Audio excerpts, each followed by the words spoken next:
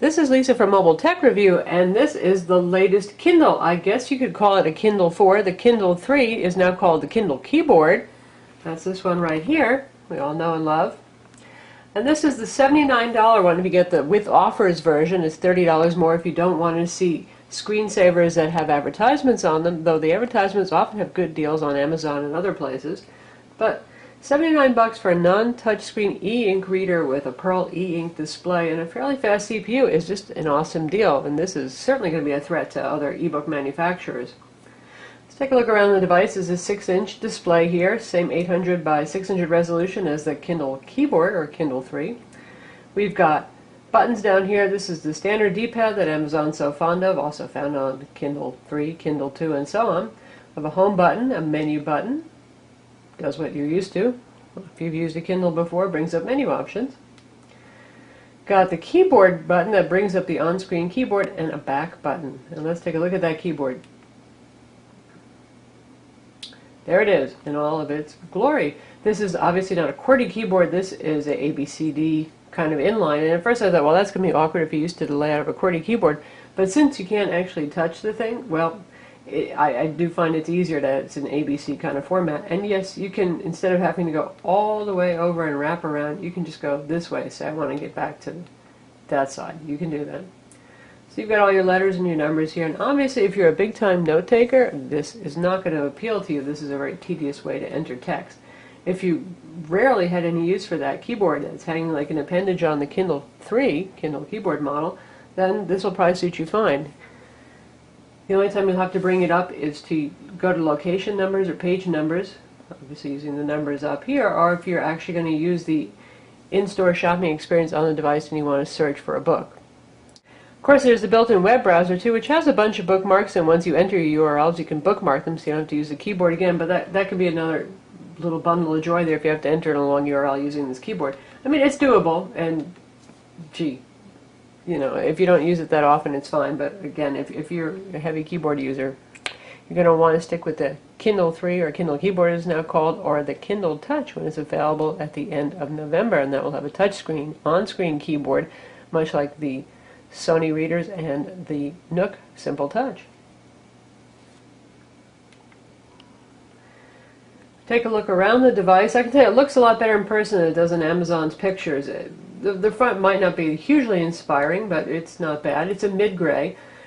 The darker bezel doesn't do as much to show off the e-ink because it's coming closer to the gray of an e-ink display versus the black display, or almost black, that's used on the Kindle 3, but it looks fine. And you've got the little black border here to try to give you a sense of increased contrast for the display. Clever there. And here's your page turn buttons on both sides. They're really teeny and hard to see, and they're beveled. And same thing replicated on this side, just like the Kindle 3 does. And I actually find them to be an improvement because with the Kindle 3, every time I picked it up by its sides, I was accidentally changing pages. That doesn't happen here. Given that they're smaller and they're on the bevel, holding it by its side, you're never going to accidentally change pages. Yay. One thing to note is the bezel is quite small compared to the previous Kindle, as you can see here. So those of you with big hands or big thumbs, there's less area to wrap around and hold on to, so you actually might find that less comfortable. And it's also noticeably lighter. This is 6 ounces for the new little $79 Kindle versus 8.5 ounces for the Kindle keyboard. So at 6 ounces, you're talking the weight of a, a good-sized smartphone. That's all this thing weighs. Amazing. The sides have a nice bevel on them. If you put it upside down, you can see it again, or curved, so it makes it look a little thinner than it is. It is pretty thin, not quite as thin as the Kindle with keyboard, but very thin. There's your micro USB port for charging. A charger is no longer included with these guys thanks to the budget pricing, so you're going to plug it into your PC to charge, or you can just use most cell phone, smartphone micro USB chargers with this too. This is the power button. No more slider. I actually like the push button better. Just the page turn buttons here, and nothing up top. It's got a nice curvy look to it. It's attractive on the back. And this is a kind of soft touch finish, so it's reasonably easy to grip, does not show fingerprints. Again, a lighter color than the Kindle with keyboard, except for on the edges where they're about the same. You can see the big old speaker grill here for the Kindle 3 because, well, it has an audio player and it has built-in speakers. This has no audio player. If you want audio player, you're going to have to get the Kindle keyboard or the Kindle Touch edition, which does have audio player, does Audible, does MP3, all that kind of thing. In terms of display quality, the Pearl E display is good, as high contrast. It has 16 shades of gray. I would say it has a slight bit less of glare than the Kindle 3. Not that either of these is very glary, certainly compared to gloss LCD displays they don't, but seems to me a bit less. In terms of contrast and whiteness of the background, you know, there's always a little variety just from one to the other, even if you have two Kindle 3s. I would say they're very similar, but my Kindle 3 may be a little bit whiter than this Kindle 4 or $79 Kindle, or whatever it is we're going to be calling this Kindle now. Blacks are just as black on both of them, and the big change is really the refresh. So this is the flash to black that we're used to seeing here going on, and on this one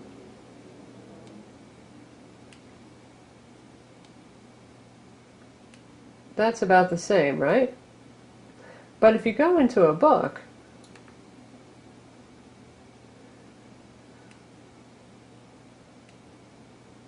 notice how it's not doing that.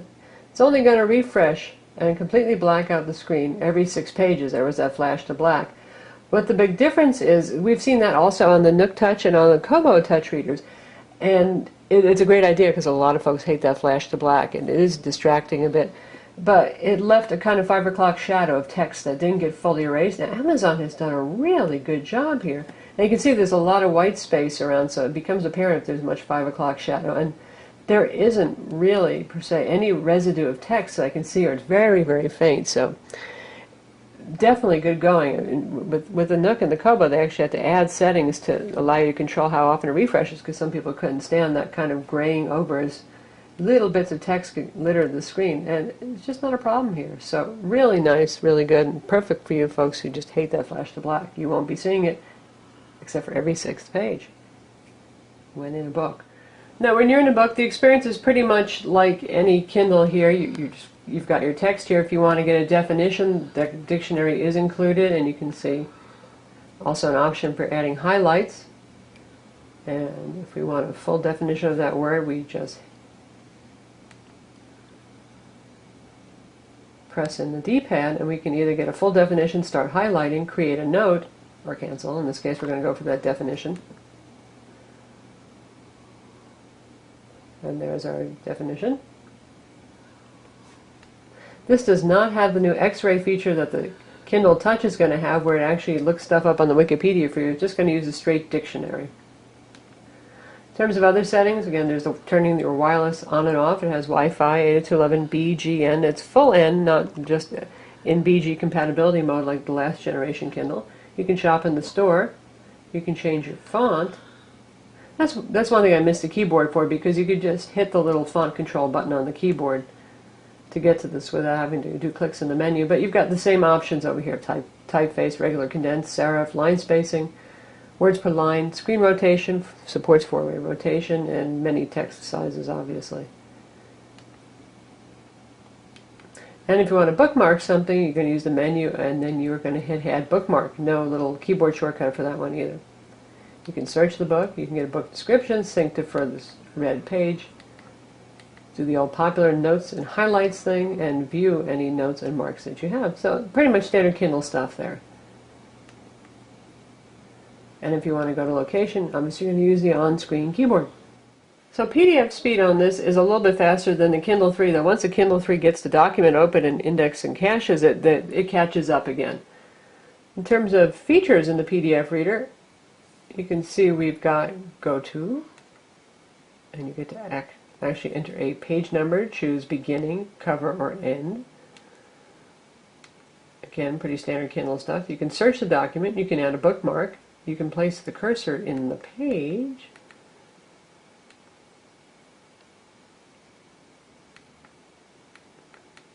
so say you wanted to add a highlight right by the handlebars there, and you could start either a highlight, create a note, which we'll do, I'll cancel out of it. Open up the on-screen keyboard and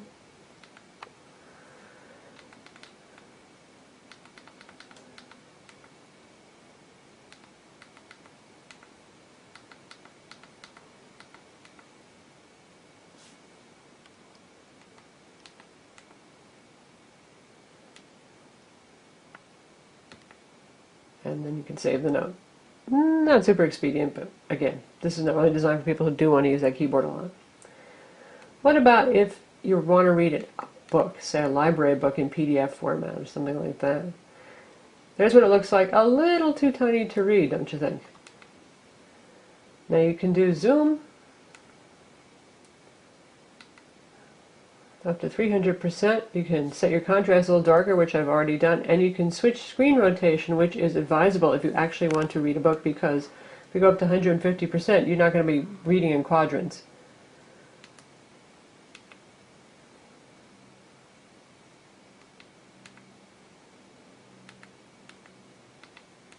So we'll switch to landscape mode. Actually readable now.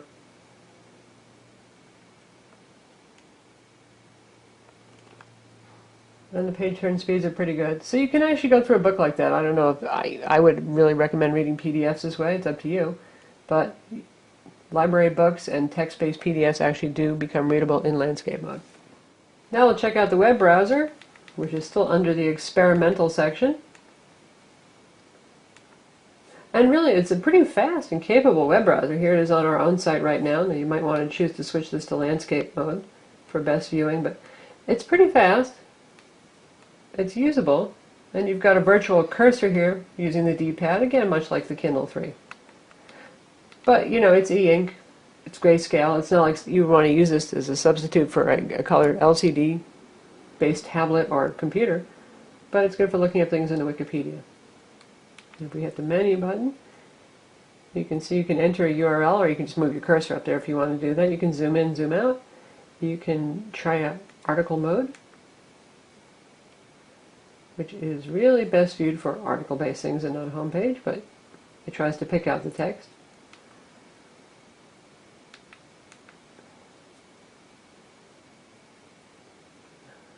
It's re-rendering it, and the speed is pretty good there. And this will be your best friend on this device, your list of bookmarks, because you won't have to retype in URLs. Again, standard Kindle stuff. The Kindle software version is 4.0. That said, there is not a huge difference between this and the 3.2 or 3.3 that's running on the Kindle keyboard. The settings are pretty much the same as is the feature set. In terms of size comparison, here's the Kobo Touch, one of the smaller e-readers on the block. The Kobo Touch is obviously touchscreen, given the name, but they're about the same size, and the Kindle is a little bit thinner. So in terms of portability, the Kindle certainly is very portable. If you want to shop for books directly on the device, you choose Shopping Kindle Store. Using your Wi-Fi connection, you can browse the bookstore. And again, this is pretty much like previous Kindles. You can go by category: books, magazines, newspaper, look at featured like New York Times bestsellers, and you get to see covers of books that they suggest.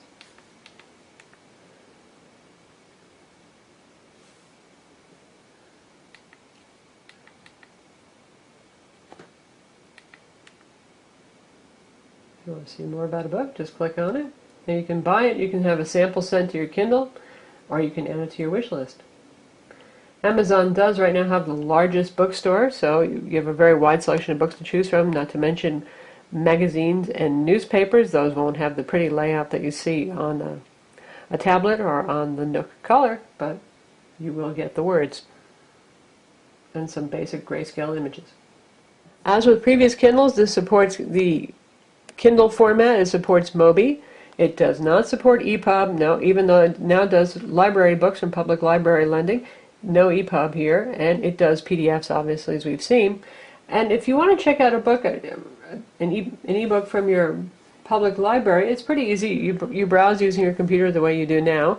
When you want to check out a book, if you choose the Kindle format, what's going to happen is this going to get sent to Amazon's Kindle server, and then that's going to send you a compatible format here. So no having to hook up via USB, no using Adobe Digital Editions like you do in EPUB readers, just does it that way. Now other readers like the upcoming Sony reader are going to have a pretty slick setup where you can actually use the web browser on the device to check out a library book and then send it directly to your device without involving your computer at all. But that's Amazon's method that uses their server as an interim. Now, in theory, you could also use the browser on this to browse your library to get some books, too. The browser is certainly capable enough. It's just a bit tedious without either a hardware keyboard or a touchscreen to go through the whole process, but you could do that. And the browser supports standard single window view. It still does not support pop-up windows, but most public libraries using Overdrive don't use pop-up windows for login, so that should work. The device has 1.4 gigs of available storage. That might not sound like a lot, but that is a lot of books and even a reasonable number of big, fat, chunky PDFs.